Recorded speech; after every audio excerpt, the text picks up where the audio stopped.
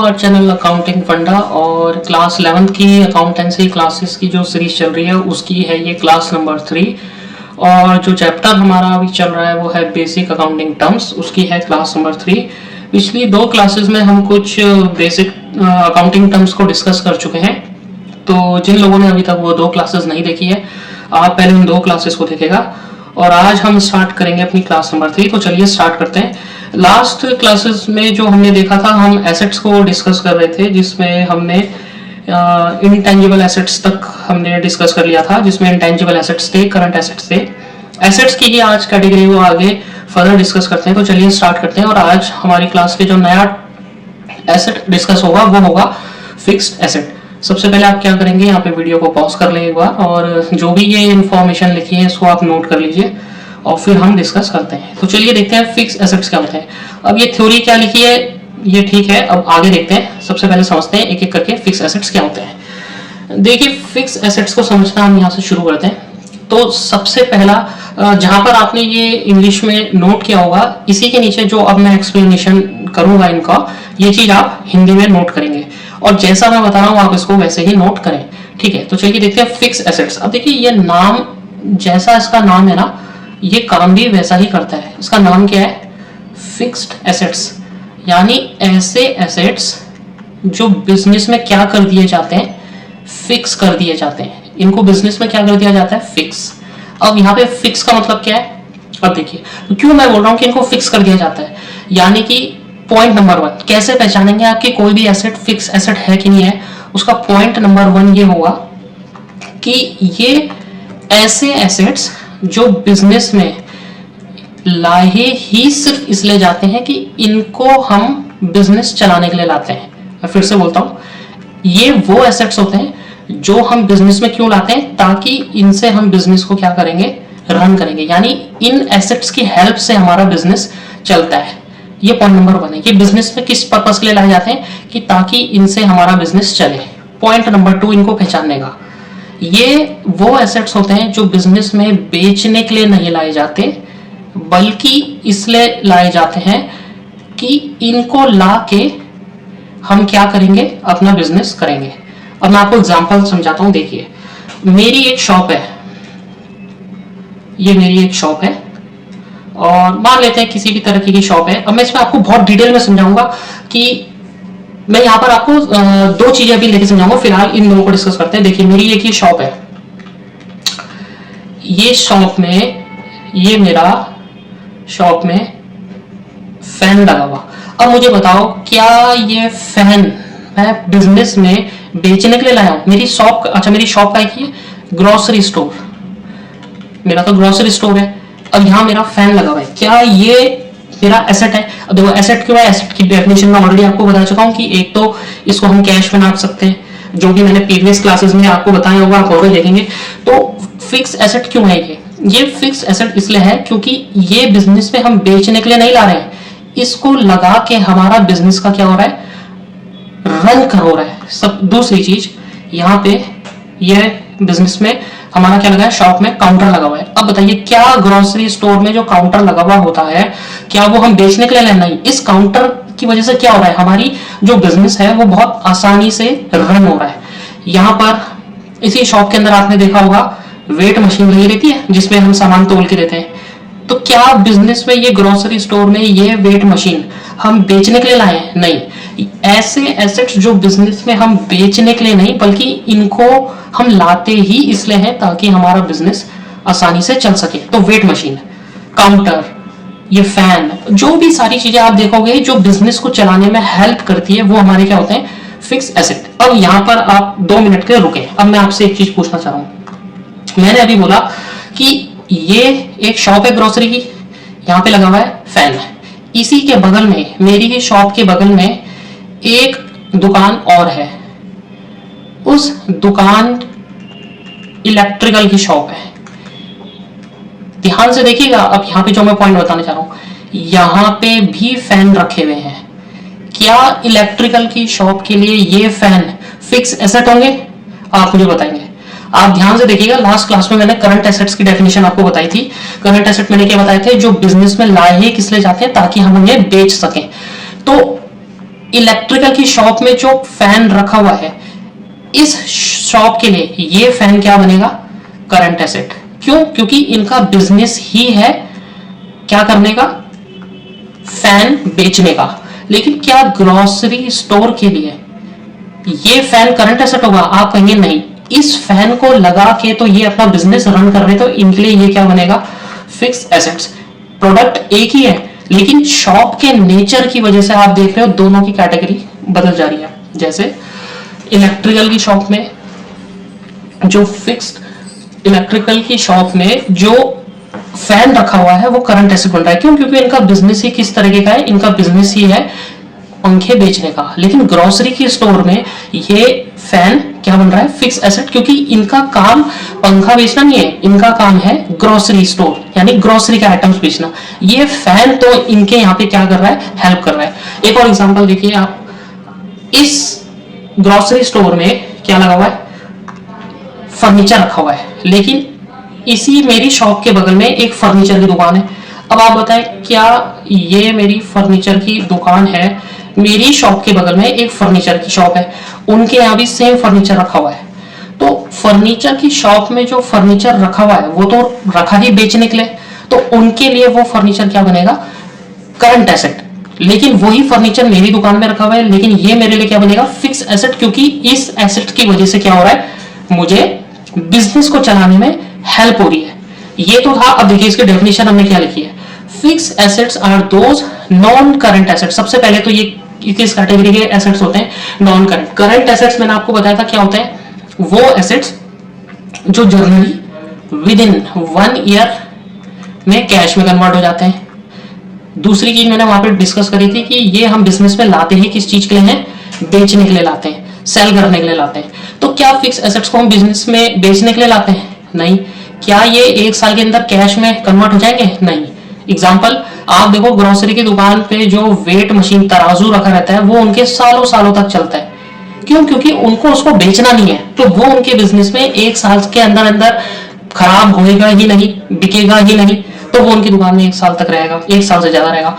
और इस वजह से ये करंट एसेट्स की कैटेगरी से बाहर हो जाता है, इसलिए ये क्या बन जाता है? फिक्स एसेट क्या बन जाते हैं? हमारे नॉन करंट एसेट। डेफिनेशन क्या लिखी है? Fixed assets are those non current assets which are held not to resale. मैंने आपको बताया था बेचने के लिए नहीं लाते, और पर्पस क्या होता है इनका लाने के लिए? ताकि हमारा बिजनेस की अर्निंग बढ़ सके और उसकी कैपेसिटी बढ़ सके। अब फिक्स एसेट्स ये 2 तरह की कैटेगरी में डिस्कस होते हैं, एक टेंजिबल, एक इनटेंजिबल। ये मैं प्रीवियस क्लासेस में डिस्कस कर चुका हूं। एग्जांपल देखिए इसके, plant and machinery, land and buildings, furniture and fixtures, goodwill, patent, copyright. आप मुझे बताएंगे goodwill, patent, copyright comment section में बताएंगे ये किस कैटेगरी में आएंगे। Plant machinery, plant and machinery को मैं डिस्कस कर रहा हूँ। प्लांट एंड मशीनरी का मतलब क्या होता है? फर्नीचर, फिक्चर्स का मतलब क्या होता है? लैंड एंड बिल्डिंग्स का मतलब क्या होता है? फिलहाल मुझे ये बताइए क्या फिक्स एसेट्स आपको समझ में आए? उम्मीद है समझ में आए होंगे। अब इनके एग्जांपल्स को डिस्कस करते हैं। देखो क्या लिखा है। अच्छा मुझे बताओ, प्लांट और मशीनरी क्या होता होगा? प्लांट एंड मशीनरी का मतलब क्यों से पहले तो ये देखो कि ये वर्ड ऐसे क्यों लिखा गया? प्लांट एंड मशीनरी, ये क्या मतलब होता है इसका? मशीनरी का मतलब हो गया मशीन, सिंगल मशीन। जैसे मैं आपको एग्जांपल दूं, ड्रिल मशीन, और ऐसी कोई भी मशीन जो सिंगल यूज होती हो उसे मशीन बोलते हैं। प्लांट का मतलब क्या होता है? इसका मतलब होता है group of machine. Group of machine का मतलब हो गया कि ऐसी मशीनें जो एक साथ ग्रुप में चलेंगी, और एक भी मशीन अगर इसमें से हमने हटा दी तो वो पूरा प्लांट हमारा क्या हो जाएगा? खराब हो जाएगा। प्लांट का मतलब समझ आया? प्लांट क्या होता है? ग्रुप ऑफ मशीन जो एक साथ चलेंगी। इस ग्रुप में बहुत सारी मशीनें एक दूसरे से इंटरकनेक्टेड होती है, और अगर एक भी मशीन हमने हटाई तो वो पूरा का पूरा मशीन का ग्रुप क्या हो जाएगा? खराब। ऐसी ग्रुप ऑफ मशीन को क्या बोलते हैं? प्लांट। अब देखो ये फिक्स एसेट्स क्यों है? जब भी हम कोई प्लांट लगाते हैं, कोई ग्रुप ऑफ मशीन लगाते हैं, क्या हम उसे बेचने के लिए लगाते हैं? आप कहोगे नहीं। हम क्यों लगाते हैं? ताकि उससे प्रोडक्शन हो और हमारा बिजनेस चल सके।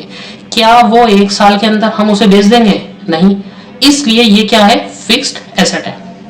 सही है। अगला एग्जांपल देखो, इसका हमने क्या लिखा था? इसका लिखा था हमने लैंड एंड बिल्डिंग। से तो आसान है, लैंड यानी जमीन, और बिल्डिंग्स यानी ग्रुप ऑफ बिल्डिंग्स। तो क्या जमीन हम जनरली बेचने के लिए लाते हैं? नहीं। अगर हम कोई बिजनेस खरीद रहे हैं तो हमारे पास लैंड पड़ी है तो जनरली हम उसमें बिजनेस करेंगे।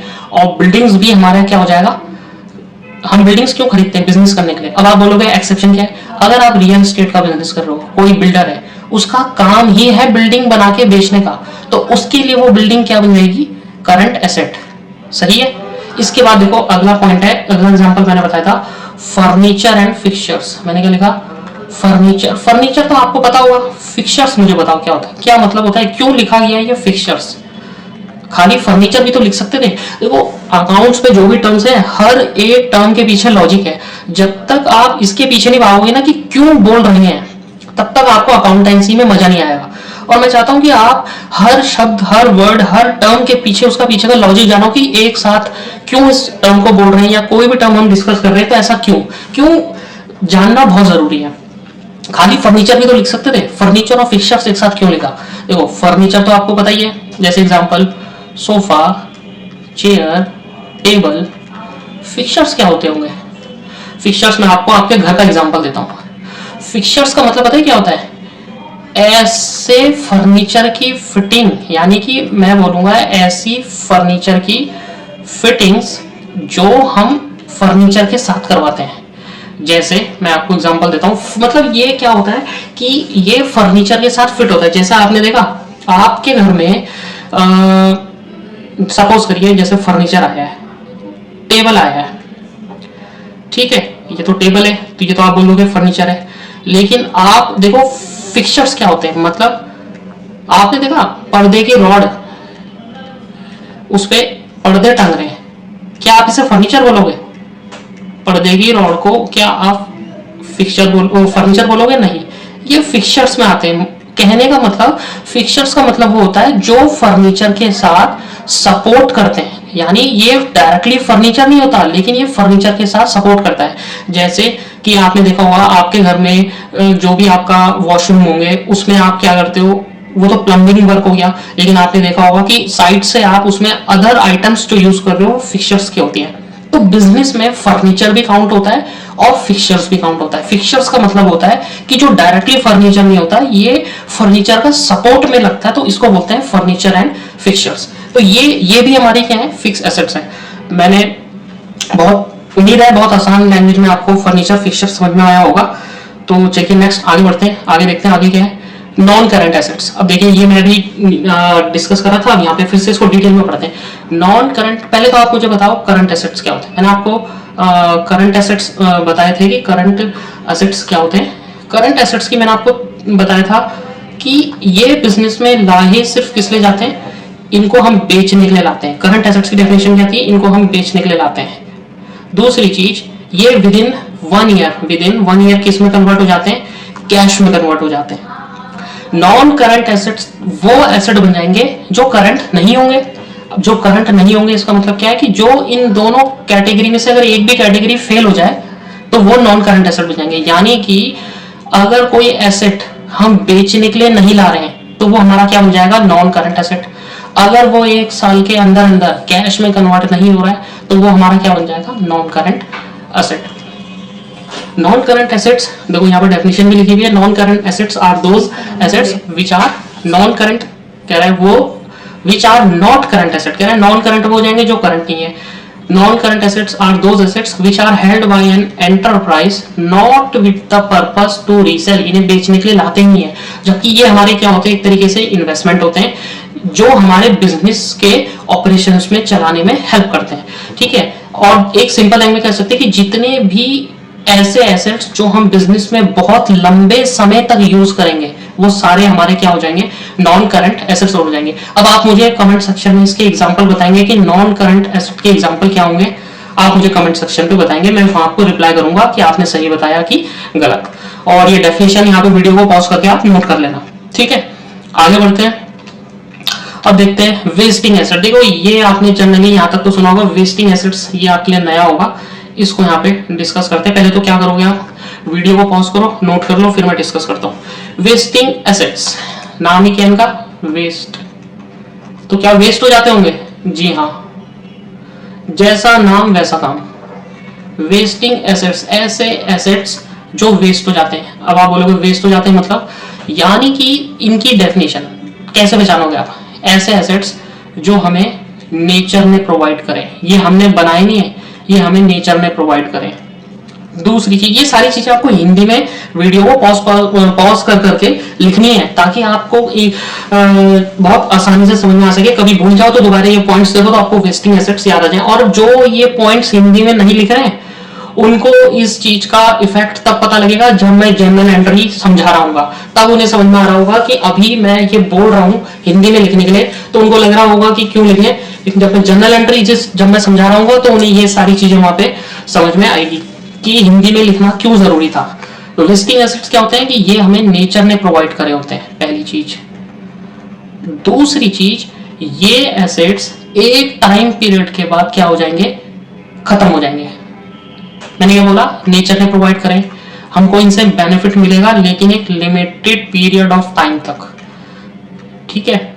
इसके एग्जांपल आपको बताऊं, जैसे ही मैं एग्जांपल बोलूंगा आपको आ जाएगा। कोल माइन, कोल की खदानें होती हैं, सपोज करिए ये एक बहुत बड़ा पहाड़ है जहां से हमारा कोयला निकलता है। अब आज हम क्या कर रहे हैं कि इस कोयले को खोदते जा रहे हैं, यहां से ये गायब, फिर गायब, खोदते जा रहे हैं, कोयला निकलता जा रहा। उस कोयले को बेच के हमें बेनिफिट होता जा रहा, लेकिन क्या धीरे धीरे धीरे धीरे ये कोयले ऐसे करके खत्म होते रहेंगे?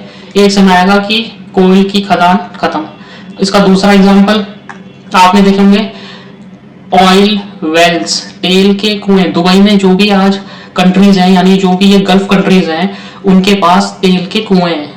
इट्स मीन्स जमीन में से तेल निकल रहा है, लेकिन क्या हमेशा निकलता रहेगा? नहीं, एक लिमिटेड पीरियड ऑफ टाइम। क्या उन्होंने खुद बनाया? नहीं, नेचर ने वहां प्रोवाइड किया है।